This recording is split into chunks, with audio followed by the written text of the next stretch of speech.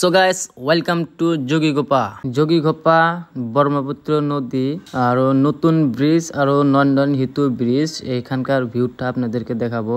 তো দেখেন যেটা নতুন ব্রিজ হয়ে আছে অলরেডি খুঁটি গিলা গাড়া কমপ্লিট হয়েছে আর নিচে কাম করে আছে দেখতে পারছেন। এখানে এখনো কাজ চলে আছে মানে কাজ করে আছে মানে দেখেন অনেক মিশিং টিশিং আরো জাহাজ টাহাজ মানে আছে খুঁটির কামগুলা করে আছে এই সাইডে।